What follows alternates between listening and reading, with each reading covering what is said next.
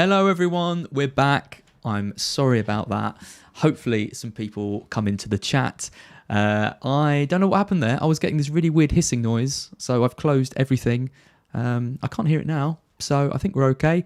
Let's start again. Josh, how are you doing? Second time lucky, mate. Yeah, I'm great, thanks. How are you?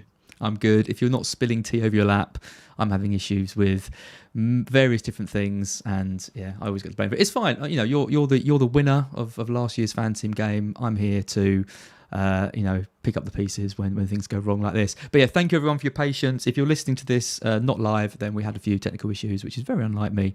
But I think we're good now. So we're back with another FanTeam episode. We've got quite an exciting one this week because we thought, with all the team reveals going around, and they are team reveals, there's definitely no tinkering going on. Everyone is locked in at the moment.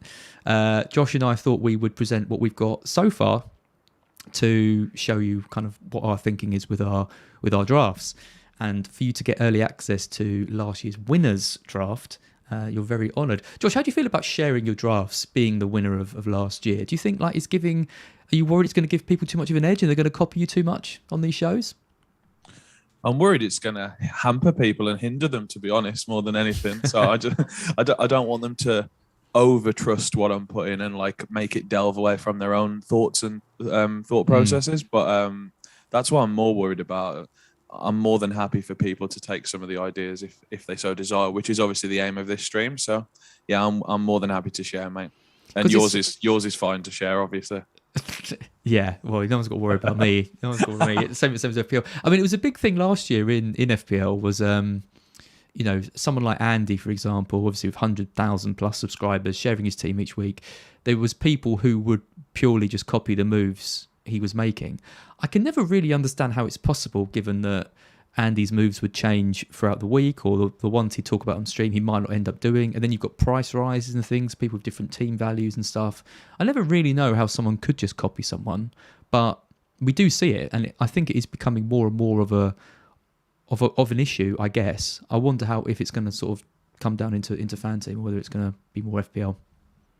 Well, yeah, I think this is our last deadline stream before the deadline, isn't it? Before the actual team lock, I think. So I'd imagine it even on these drafts we're sharing today, a lot will change between now and the deadline. Because I mean, like the Villa news yesterday, the Ings transfer, it came out of nowhere, didn't it? And that rips up a lot of options and a lot of drafts, I think, for example. So if something like that's going to happen again, probably tomorrow or the day after. So people just need to adjust in their own way, I think. Yep, so you're very selfishly taking a holiday next week, right before the start of the season as well. I mean, come on, Josh, that is, that's bad form. I will be doing a stream. I will be dedicated, and I'll be doing a FanTeam stream. I think you're going to send me an updated draft next week, and I'll talk through that and show everyone that, and then you can go completely against it on your actual ones, and and it's all meaningless. But that definitely doesn't happen. That sounds good, to be honest, mate. Yeah, to be honest, I'm just going to be scrambling to try and get all these entries in while I've got 1 bar of signal in Wales or whatever. So I think it's going to be. How many have you got at the moment? I think I've got 16 in at the moment, but they're 16. All the same team. They're all the same team. I haven't done any duplicates or any changes to it. So I've got to do all the drafts next week while I'm in the middle of the mountains in Wales, so it's going to be a bit stressful for me as well, to be honest. Yeah, I mean, I think the mistake I made during the Euros was having too many teams, and I just got over. I think I had about 20 by the end, but I think because the deadlines were so close to each other as well, I just couldn't find time to sort them out. I guess with the Premier League game, at least you've got a week, or normally a week, to kind of work it out. But I tell you, when around Christmas time, when you've got 16 teams, you're going to be. I mean, the whiteboard's going to be out, isn't it? That's, I mean, there's two sides to this. It's generally more spread out between game weeks, but the problem is it's much longer. So it's a longer commitment that you're making. I think I'm probably only going to have somewhere between 10 and 15 unique ones, and then I'm going to duplicate some of them. I think that's the approach I'm going to take, because I can't be doing more than sort of 15 transfers a week. I think, like you say, it'll get too much at certain points of the season. So. Yeah, it becomes almost like a full-time job, doesn't it, when you're having to spend all this time doing it? The Euros taught me a lesson, because I had 90, like you said, and it was made the Euros unenjoyable at parts when I was just flicking through, bringing in Wijnaldum 100 times or something. You know what I mean? It was absolutely unbearable. Yeah, absolutely. There is a good feature that I found today, which is the mirroring of your team. So I didn't realize I had it on, but I made a transfer and it made the same transfers on my other team. And then you told me there's a little checkbox at the bottom you can untick or tick, and it will do that. So that's quite nice. If you want to set up a kind of a similar template at the start of the season, you can do that quite easily, and then you can make different changes as the season goes on. But I quite like that feature. It means you've got to just keep making the same team over and over again. I've got one more plug, by the way. There's now a FanTeam app in the UK. So that's really good, because I think people were calling for an app for quite a while, and the app seems to be quite user-friendly. Okay. So it's an alternate option for people who prefer apps to the web browser. So yeah, that's just I don't get on with the FPL one at all, and to the point where I see people using the FPL app and I think, I'll just use the desktop. Like I just find it so much easier to use. So it's good that the FanTeam one is useful. Okay, so just before we come on to our teams, you mentioned Ings last night. I mean, I think I speak for everyone when I say I was completely shocked by that transfer. Did not see that coming. 30 million for Ings. I thought he could end up at City or Spurs as main striker, or really push on for like a team that could challenge. I think it just shows that Villa have convinced him that they are a team that can maybe break into that top six next season. I thought Spurs, mate, to be honest, when I was thinking about it. I thought it made sense to replace Kane if Kane was to leave. But it didn't. I don't think it surprised me as much as others, because I think they did want an extra striker for sure. So whether it was Tammy or whether it was Ings, I'm quite surprised about the transfer fee. I think 30 million with 1 year left on his contract. I'm not sure if that's a little high or a little low, but like it feels slightly high to me.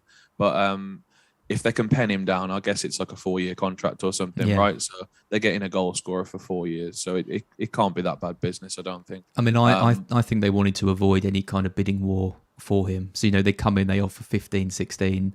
That probably then gets faxed out to Spurs or City. And then they're suddenly in a war with teams that have probably got a bit more going for them in terms of, that's the status they've got. Whereas if they just come with a 30 million offer and say, look, let's just get this done under the radar quickly, I reckon that's why it's been so out of the public eye. Would be my guess, but obviously I don't know what goes on. I was impressed it was kept so private, actually. I know. I've never seen a high-profile transfer like this in recent times be kept this quiet and just he signed, you know what I mean, just instant. So I was impressed with the way Villa conducted this, to be honest. Yeah, absolutely. And there's rumours as well going around today they're in for Cantwell as well. So another attacking player to add to the mix. It's a lot of players. It'd be really interesting to see how they all gel.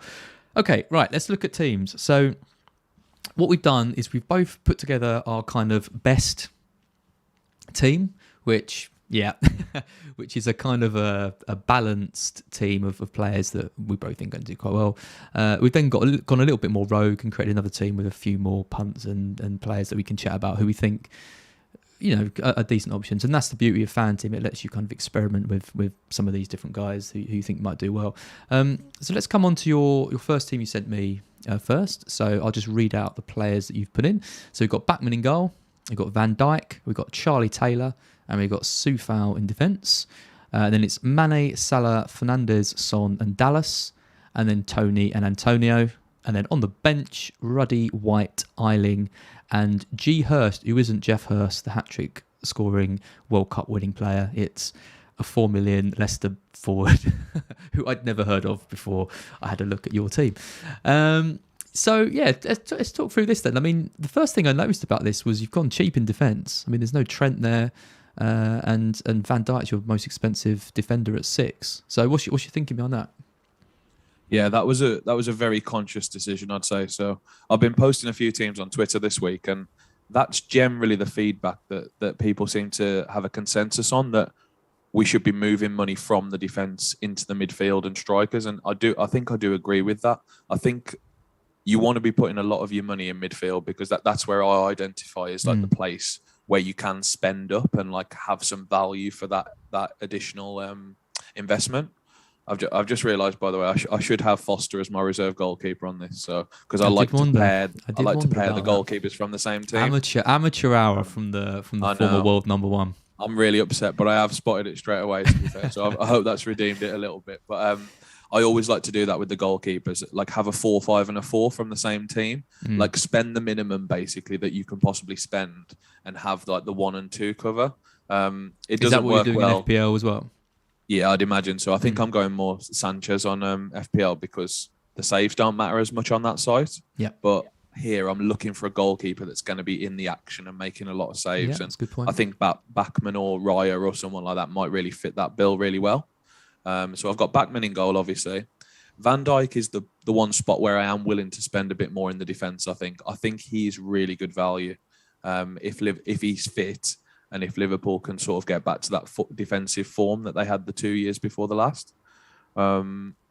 And then, yeah, I've got 3 4.5s that sort of rotate quite well, I think. So I believe is it Semedo, Erling and Taylor, yeah? So You've got White, Taylor and... Are you sure you're looking at the right one? I thought it was Semedo, Erling and Taylor is the one I've got on my screen. But... well, you only sent me one. unless you're looking at number 2. Maybe it's your... Anyway, so there's 3. The point is there's 3 4.5s in there anyway that are like I've looked into it and they rotate quite nicely. So you only have to play one of them a week in this structure. So you've got Kufal and Van Dijk, who typically I will play every week, I think, because of Kufal for his attacking output combined with the chance of a clean, and Van Dijk again he's got some goal threat from corners and also the defensive opportunity of a clean sheet. Yep. And then I guess we're moving to the midfield now, right? First of all, what do you think about the defence? I guess what's you think it's just a little bit cheap? It looks. Well, I don't know. I mean, it surprised me. I thought Trent would definitely feature in the kind of. I mean, it's very rare to see him not in any drafts in anything. And whenever I don't see him, I immediately think, are you sure you're going to go about him? I guess FanTeam's a bit different because the difference between his price and Van Dijk's is so much that you can do more with it, whereas in the kind of the official game, there's only 1 million in it, so it's a little bit less. I'm just not entirely convinced on Van Dijk. I think he's going to take a bit of time to get up to speed. I don't think he's going to start the season. I think Liverpool's defence is going to be a bit of a difficult to predict. I know they've got good fixtures, but I think it's probably going to be their new signing and Matip in defence, and then Van Dijk will come in, but is he ready to start kind of every game? I'm not really sure. So I don't know. I haven't made any drafts without Robertson or one of Robertson or Trent in it. So he's my bit of concern. I think if I was going for a 6, I'd prefer probably one of the other 6 million defenders that we can talk about, the likes of Chilwell, Cancelo, Diaz would probably be my pick. But yeah, I mean, Charlie Taylor he's always been a bit of a legend, isn't he? On fantasy games, Burnley defence tends to do well at home, particularly. Not so much last season. I think their home form was worse, but I'd expect that to change with the fans coming back. And Soufal, I just love Soufal. Absolutely love him. I think 5 million is a bang on the money for him. And then so you saying I've got your bench wrong. So you've got Semedo and Eiling. I mean, I'm not a huge fan of either of those, but obviously if they work well with the rotation, then I like it. So yeah, all in all, not too bad defence. Amazing. Yeah, and then we come into midfield. Obviously, I don't know if you can tell, but this is where like I started building the team, really putting all the money. Like I got Mane, Salah, Bruno, and Son. So basically, I put those 4 in, and then I thought, right, where can I almost get all the value around those, and then see what's left, basically. So I really do favour putting the money in the midfield, especially for midfielders who are effectively strikers. So Mane, Salah, and Son all fit that bill, I think, for me. They're essentially mispositioned, I think, genuinely, because they play it as the furthest men forward for their team, you know what I mean? And even though they're midfielders, they get the same amount of points. Even though they're strikers, in real life, they get the same number of points for a goal as like a central defensive midfield player, essentially, which is just like, and the reward of the clean sheet on top, the extra point there. I think midfield is the place to put your money. I think if you want like one little snippet of advice from I think one day we'll see in FanTeam and in the official game this kind of attacking midfielder spot where they lose the clean sheet. Maybe they get one less point for a goal, but then just to kind of nerf them a little bit because they're and then hopefully a way of bringing in the DMs a bit more into it, like you get in some of the draft games. Rice and Kante, for example, were players that it would be cool to be able to pick them and be able to get points from them. But obviously, there's just no way you're going to do that. But yeah, I mean that midfield you've got is a very very attacking midfield, I have to say. Yeah, and then Dallas just finishing it off as our little gem for FanTeam that we talked about last week with I believe FanTeam Stato was the guy who posted us that stat. So thank you for that one. But I can't believe a midfielder can ever score more than if he was a defender. I think that's just crazy. I know. I did a podcast last night for Who Scored, and I busted out that stat with credit for you, of course. But actually, I should have credited. Who's it? FanTeam Focus? FanTeam Stato. Yeah, FanTeam Stato on Twitter. Thanks. Yeah, that's his name. Yeah, thank you. You've credited, I've recredited. I think we're all good now. We're all good. Yeah. For anyone not aware, Dallas would have scored more points last season as a midfielder, and he was classified as a defender, and that's to do with the appearance points he would have got as a midfielder, which outweighed the clean sheet points that he got as a defender, which is nuts. I still can't get my head around that. It's hell of a stat that is. It's hard to trust it. Like, it's just something I didn't believe. Like, I had to ask him for evidence because there's no way I could believe that at face value. And then he sent me all the numbers. So I was absolutely amazed. And then up front, we've got Tony and Antonio. Now, it sounds like they're brothers or something from the way I said it there. But Tony, I just love that price. I don't know about you, mate, but 6 million feels a bit too cheap for me. It does. I think it's one of the few players that FanTeam have underpriced. I think 6.5 is about right, given the potential he's got. 6 is a lot for me, and especially when you think about these appearance points. I mean, when are they going to sub him off? Like, they're just not going to, are they? They're likely, high likelihood is they're going to be chasing in most games that they play in, and they're going to need him. And even when they're winning, they need him to hold the ball up. He's just the most integral player in that club, like by a long way. So yeah, absolute lock for me. Yeah, his average minutes in the Championship last year were 85 or 86, and that was in a 46-game season. So I just can't see him ever going off, to be honest, genuinely. I think you might get a bit over Christmas, as we might have alluded to earlier, like off the stream, I think. But other than that, I can't see how he ever gets subbed, to be honest. No. Are you? So you've got Antonio as well. Are you a little bit worried about West Ham with Europe? So I mean, Europe available to them at the moment.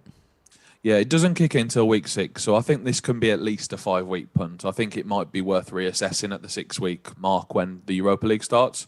I have to be honest, Antonio was Watkins in my draft till yesterday, and then we got the Ings news, and that puts me off Watkins completely, to be honest. I'm a bit more favouring like Buendia, if anything, now, because he might be assisting these two quite decent finishers, which is a really nice way to think about it. I think you sort of might still get the points no matter which one of them scores, kind of thing. But I've put Antonio in as like a Watkins replacement. I'm definitely open to change that position, but at the same time, I do think for the first 5 weeks we'll be okay. Before Europe starts, I think as long as he doesn't get injured, which we can't guarantee. But what's your thoughts on Antonio? Yeah, I've got Antonio in most of my drafts. I think I agree with you. I think West Ham are definitely going to have to sign a striker at some point, and I do worry that if they sign a big name striker, so if they did get Abraham, for example, or someone else, we could see something similar happen with Antonio, where he switches out to the left, because that is originally where he played, and he's been kind of converted into this striker. So either he shares minutes with the new striker they sign, or he gets shipped out to the left, similar to kind of what's happened with Watkins. So the transfer window is going to be interesting to know what happens with that. I mean, they have to sign a striker, surely. I mean, they've got Bowen who can play up front, but they're really light in that kind of thing. And Antonio isn't even a striker. I still don't. He's a converted winger. I'm still not sure that is. I don't think he'd be playing there for any other club that he signed to. But he's doing a good job for West Ham. I mean, just coming back to Villa quickly. I mean, I guess the risk with Villa is they've got all these new. 3 new signings in their 4 attacking slots. Do you think it's going to take them a bit of time to gel? Are you thinking about Danny Ings at all? Because you talk about Buendia being the one feeding him, but surely Ings is going to be the one getting fed by the other 3. I think we need some information on that, don't we? We need to know that he's fully fit and he's going to be starting game week 1 effectively. I think hopefully Dean Smith, he's always giving us lots of information, so I'm sure he'll let us know that Ings is going to start in game week 1. But if we get that, I think I'd need that information for me to start with him from the start, which is frustrating because Villa's fixtures are in the first 3 weeks, the really good ones. So it's almost like I don't think it's a bad punt if you're that way inclined and you're willing to take the risk on any of them. I think like Buendia, Watkins, Ings, but it's just who starts as the lone striker in game week 1. I think will it be Watkins, will it be Ings, and whichever one does, I think could score really well from the start. I think. Yeah, because I mean, in talks for Cantwell as well, and that could impact on Buendia because it could see Buendia maybe moving back to a deeper role. Because I mean, he was brilliant for Norwich in the Championship, sort of playing on the right. He obviously can't play there because they've got Bailey now. So we're thinking he's probably going to play at 10 because Dean Smith likes his 4-2-3-1. But then if they sign Cantwell, does that mean more rotation? It's they're just signing. There's rumours Ward-Prowse as well could be on the way there. I guess that. He'd be at the centre mid, so that probably wouldn't affect Buendia. But it's still a lot of players around these kind of attacking positions. I do worry that there's going to be a fair bit of rotation there. But like you say, those first 3, I think we've got to have. I think I've got to have one of them in my team. It's just trying to work out who it is. This might be the time to go for it, if anything, as well, before 2 or 3 extra names come through the door, because. What Villa have essentially done with their business this summer is swapped 1 player for 6 players is my prediction on what's going to happen. Yeah. And it seems like they're really focusing on the attacking positions. Now, I wouldn't be surprised if they signed a centre-back to add to their defense, or maybe some cover at full-back as one of the additions that they make. But that still leaves sort of 4 or 5 signings in these front 4 or front 3 positions. Now, it's going to be problematic, I would suggest, if they've got all these names to like keep happy. It's almost like a slightly lesser version of what's happening at Chelsea at the moment, where they've just got so many options and they're all just having to take their turn on the bench, basically.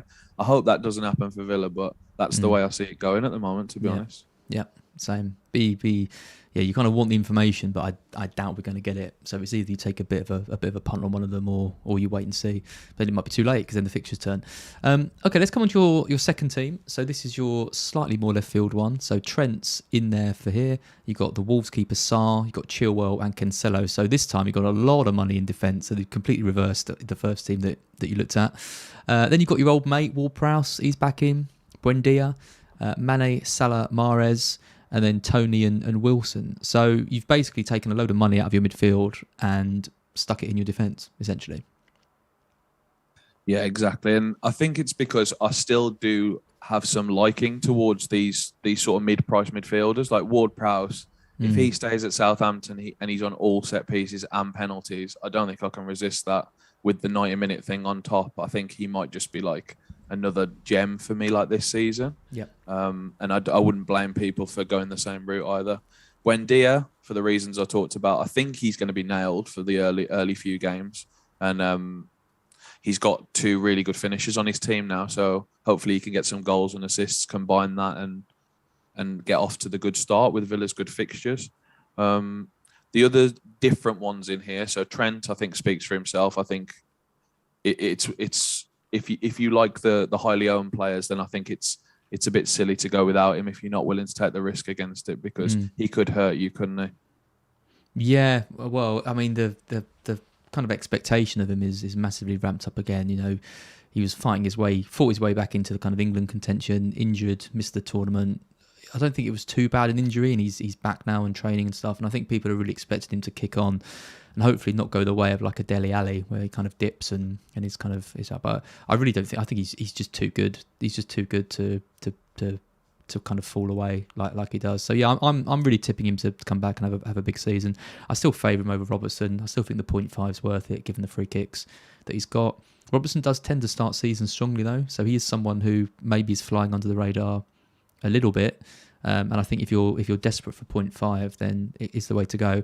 But I mean, like Adam English points out in the chat, if we tried to make your last team on FPL, it would be 4 million over budget. So the fan team prices are a lot kinder. It's a lot easier, I think, to make a team on this than it is in FPL. So I don't think you necessarily need to make that switch. So yeah, Trent's the one for me. He's a lock. Yeah, Mane gives you half of that 4 million. I was going to say just the 12 million versus the 10 million. I mean, this is why I think he's going to be in a lot of my teams. I love the 10 million price. I think, as we might have discussed before, I think the real price should be somewhere in between the 10 and the 12. I think it should be 11 really, or like something like that. So I'm more than happy to take the discount on Mane, and he'll feature in a lot of my teams, I think, that I end up on. Cancelo, your boy, I've got him in there. I had to give him a chance after the tips you gave last week. The best left back and the best right back at Man City. So there we go. That's what I keep plugging. And watching me bench. He's so attacking, isn't he? He's so attacking. I just think he could be great this season. I feel like he got a bit unlucky last year. Do you? Yeah, his returns were poor, really. I mean, I think he got 2 goals and 4 assists or something. You know, playing a lot of minutes for the best team, and literally every time I watched him play, I thought this is a guy who's gonna get something here. Especially when he lines up with Mahrez, who you've got in your team. I think that the Mahrez Cancelo partnership on the right is just overwhelming for most teams. They just can't deal with because Cancelo can tuck in, Mahrez can come back, they can overlap with each other, they can cut in. It would be an absolute nightmare. So you've got both of them in your side, and I think if they both start, they should both do well. Yeah, I'm hoping Mahrez isn't so affected by Jack if Jack Grealish signs, because Mahrez usually plays on the right, and Grealish is very much a left-sided player, or a central player rather. So I'm hoping Mahrez sort of might keep his berth on the right, and it's sort of unaffected by Jack, but I guess other players could go out to the right, like someone like Sterling, right, or something like that. I'm just not convinced. I think Mahrez, for the first 2, given that he's having pre-season playing well, I think I can see the logic there. But long term wise, I just think he's going to be affected by his lack of versatility. He can't play in any other position, and pretty much every other player in those attacking places can. So Grealish is being lined up to play as the 8, for example. But as you say, he's mostly played on the left. You've got Sterling, who can play either side. You've got Ferran Torres, who can play up front. He can play on the left. But the big one's Foden. I mean, Foden's best position is Mahrez's position, right wing. And with Grealish signing, I think there's going to be a lot less chance of Foden playing in the kind of midfield role. So it's Foden and Mahrez battling out for a right wing spot, and neither of them have seemed to really have the full backing of Pep.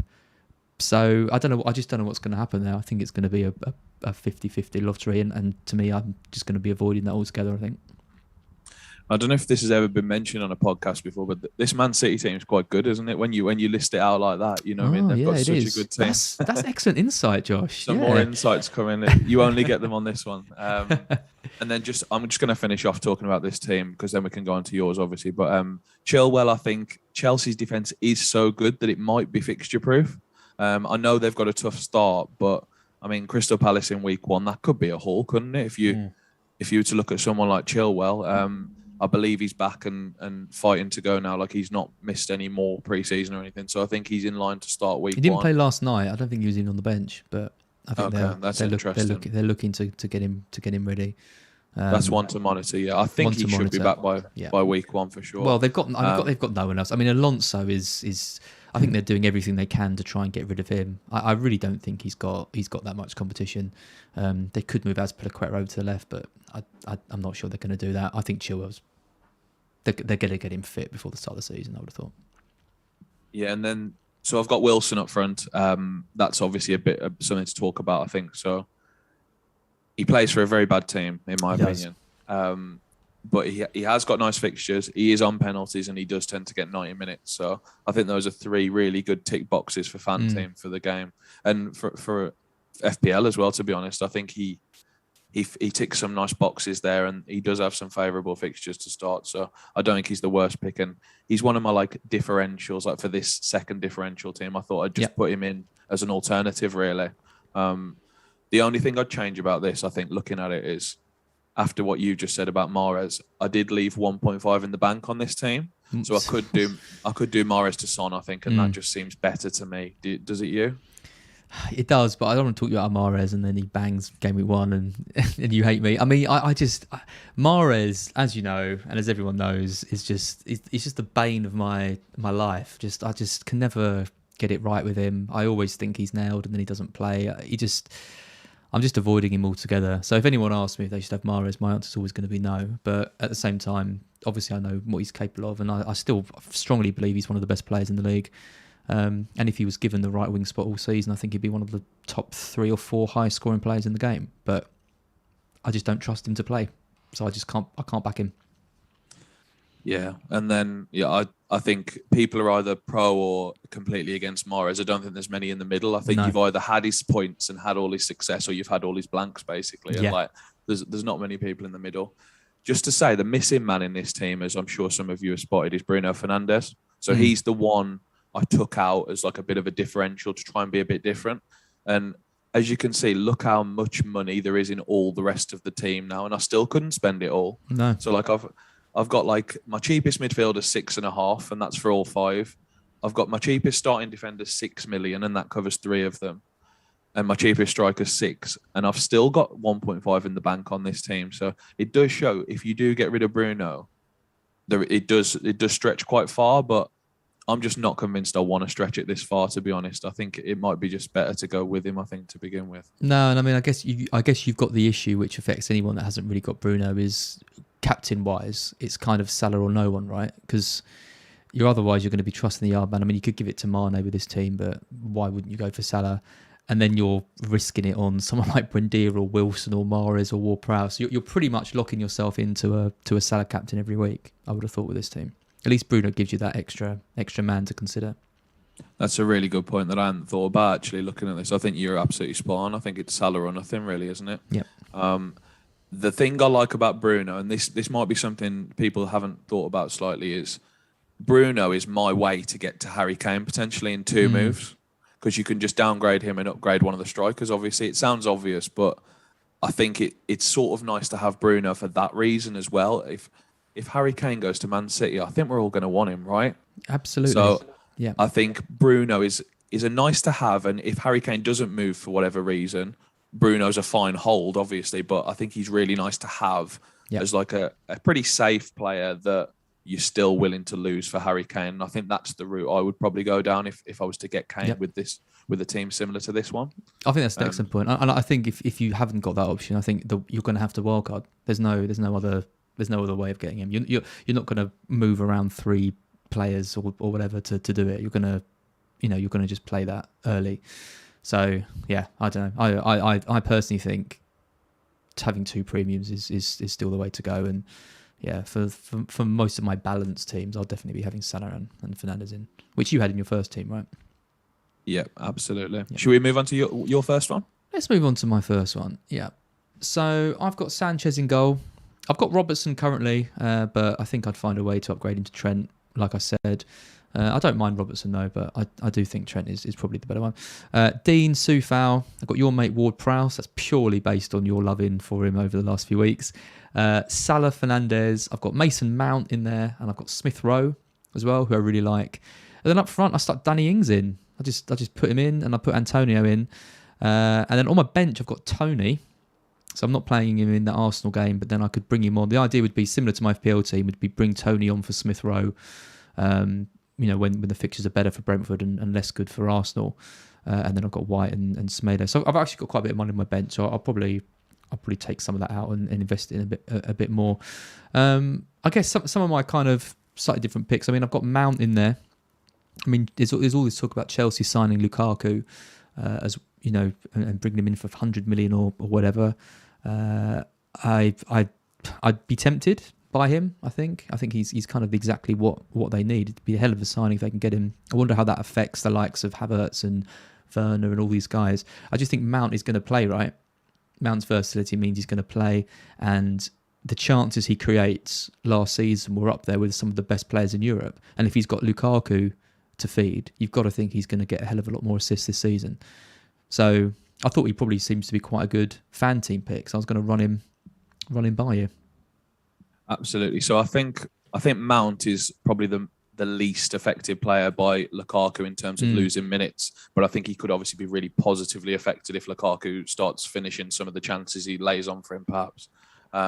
So I think Mount is good in all scenarios if Lukaku does or doesn't sign. It sounds like he is going to sign, by the way, but it's not confirmed yet as of now. Smith Rowe, I just worry about Maddison signing, and you just have to lose him if Maddison signed, wouldn't you? I think for Arsenal.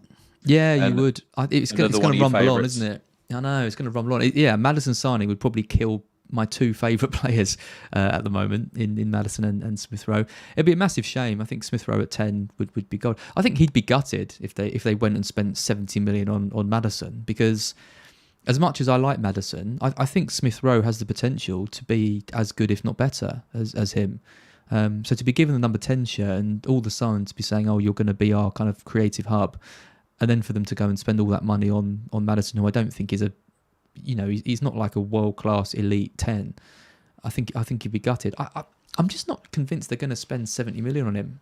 I think I'm willing to risk it and that they won't, because Leicester aren't going to sell him for less than that. Yeah, I think the only thing that would make me move it is if the transfer is confirmed before the deadline, in which case it's a simple switch from Smith Rowe to Dallas, I think. Yeah. And then you can maybe even play Tony in week 1 and bench Dallas for Man United away or whatever it is. But exactly. So I think that's a straightforward swap, and you can be flexible on that right up to the deadline, I think, without having to change your whole team. You know what I mean? Yeah, exactly. Yep. The rest of it, I love, to be honest. I think Ings is in the punt category, but I think it's a good punt. If he's starting, I believe he's going to be on penalties for Villa, which could be massive with all these new and exciting wingers and attackers that are in the team. They might get some penalties, I believe. Yep. Even early on in the season, especially with the 3 good fixtures. Robertson, he's like a bit the middleman for me, as you alluded to. I think I'm probably going to go Trent or Van Dijk in most of my teams, either for the 1.5 or just spend up to the maximum and try and get the guy who I think is the best attacker for Liverpool at the back. Dean, I love him. And then I think the keeper's solid as well. So I really like this team, to be honest, Az. Thanks, Josh. That means a lot. I do like what you're saying about Backman. I think Backman could be a better pick in this than in FPL, which might put him a bit higher than Sanchez. So yeah, I'm considering. I think what I'll probably do is I'll probably get rid of Semedo, moving down just to 4 million non-playing defender, and upgrade Robertson to Trent, just so I've got that, because I do think he's worth the extra 0.5 on Robertson, but. Yeah, we'll see. Let's move on to my second team then. So my second team, I've gone a bit more rogue, as I said. So I've kept Sanchez in goal. I've got Trent in there. Brought in Chilwell, who you had as well. I think Alonso isn't really going to be a factor.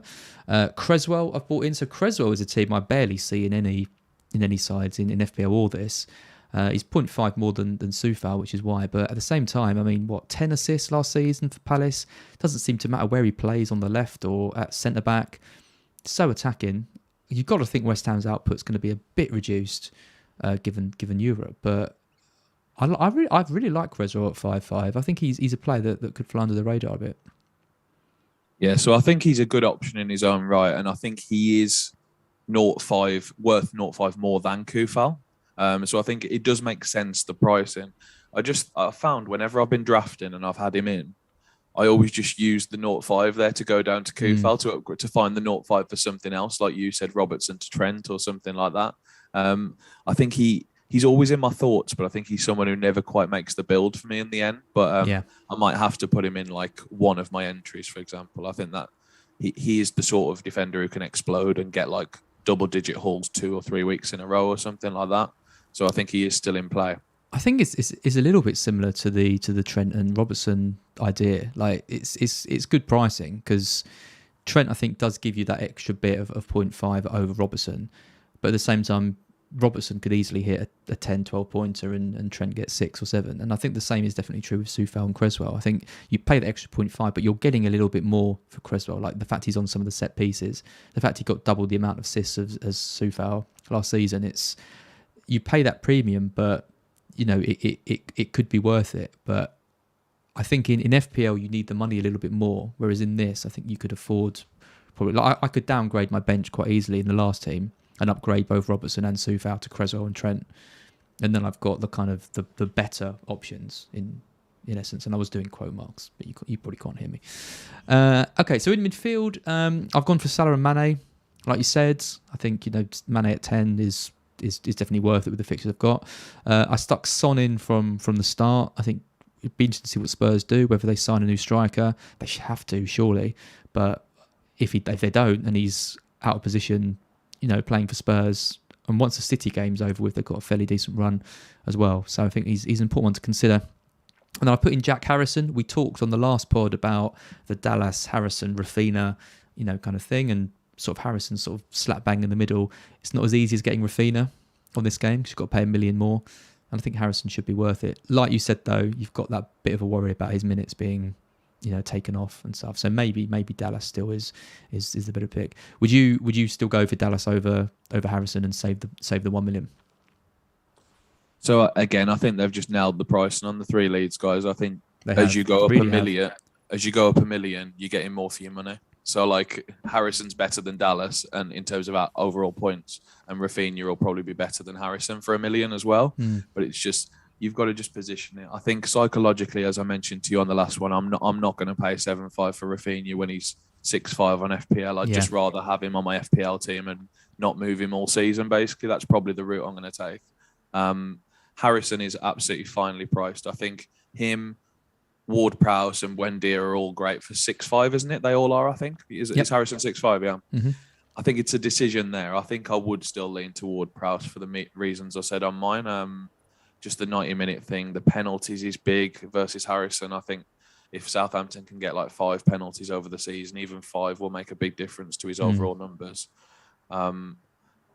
And then we've already talked about Salah and Mane. I think they go without saying. I think they're just like really good picks. Son, I haven't seen in many drafts at all. No. I think he could be a differential here, which is amazing considering he's 9.5. I think it might be like someone I go really heavy on across my drafts, I think, because I think he is going to go under-owned actually.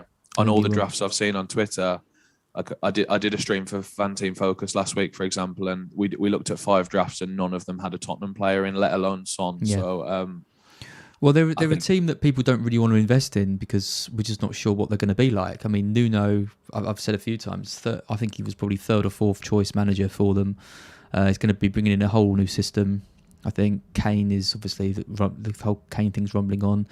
There's they've rumours they're going to sign like Adama Traore as well and bring him in. So I just think the style is going to be very different to what we've seen before. So they are a bit of a wait and see, but at the same time you've got one of the most consistent players in the Premier League playing up front for what should be a top 6 team. So definitely worth considering. People are put off by the Man City fixture, and rightly so, in week 1 as well, by the way. So I think it's week 3 that he's got his first really nice fixture. So it might be home something to Watford, game week 3. People are eyeing up in week 3, I think, as like a move in using one of your hopefully 2 free transfers that you have going into week 3 if all goes well. But I think I'm going to go with him from the start in some of mine because I don't want to be booking in transfers as much as possible. Exactly. That's how I feel as well. And then we got to talk about Ferran Torres here, mate. So are you thinking he's going to play up front for the first few games? Yeah, if Kane's not around. Similar to Ings, it's definitely going to be a wait and see thing. I mean, there was an article published where he was talking about how he sees himself moving to more of a striker role and how he likes that kind of false 9 position. I mean, obviously Sterling's had a brilliant Euros and he could be sort of trying to claim back the trust that Pep's had in before. Kind of lost it a bit last season, but I think he's going to be back and back in the mix. Obviously, you've got Grealish on the left as well, and the Kane thing I think is going to go right down to the kind of the final day of the transfer window.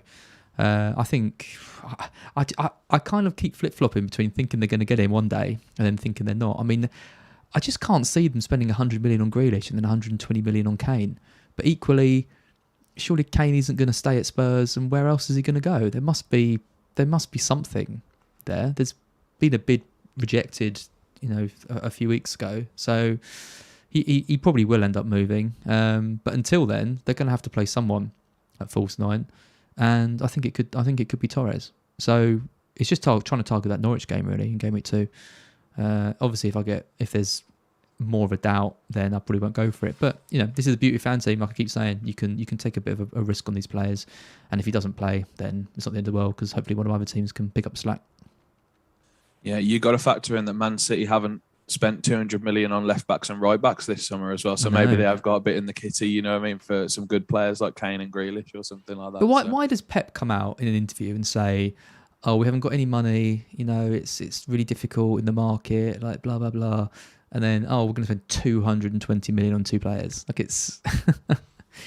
I can see some exits. I think Bernardo Silva's linked with a move away / might already be gone. I think Jesus might be the same. I think he might find a suitor. Will it be Tottenham as part of the Kane deal? I think that would be a perfect signing for him. Really? Yeah, and I think he will be looking away. I think because I just don't think he's in these plans as first choice, especially not if Kane comes. I think it's all over for him at Man City, to be honest. And then there's a few others. I know they're talking about maybe losing like someone like Ake or Laporte. I think these players do generate some funds, right? So like, it's not as much as maybe losing 220, 230 million, whatever it is for Kane and Grealish, but it's going to be close to that because Bernardo Silva and Jesus isn't going to recoup all these funds, unfortunately, are they? I mean, Laporte, you know, if I think if Pep decides that Diaz and Stones is the one he's going to go with, I think Laporte has to go. And I think they could get 40, 45 million for Laporte. I still think he's one of the world's best defenders. It's unbelievable that he's even, you know, like you think if you're building like a FIFA team or a Football Manager team, it would just be Laporte and Diaz any day. They seem like a perfect like combination, but Stones not only has brilliant form, but the chemistry he's got with Diaz and the communication they've got and everything is something you can't really kind of account for. So it's really unlucky for Laporte, but yeah, he'd probably be their big. If I would guess if they were going to try and recoup some money, he'd be the one that would go. Right, Josh, that is great. We've been through the teams. I hope that was useful for everyone. Thank you for putting up with my technical issues at the start. If you've been around right from the go, just a reminder that there's still the discount for Fantasy Football Scout membership at the moment is 20% off. So head over to Fantasy Scout and sign up as a member if you're not already. We've got a new members area coming. We've got a transfer planner tool coming as well, which I think is really nice. I've been working on that with some of the guys who did the Championship Manager fantasy game, which is awesome. Loads of members articles, videos, all that stuff. But Josh, thank you again for joining me as always. I won't see you next week, so good luck with FanTeam, but send me a draft and I will talk through it on my own. Thank you very much, mate. Yeah, you'll just have to put up with my 15 men that I've put on a green screen for next week. All right, but we'll be back the week after, won't we? We will indeed, yeah. And then right, weekly throughout the season. Take care, Cheers, guys. Josh. Thanks, everyone. Bye. Bye.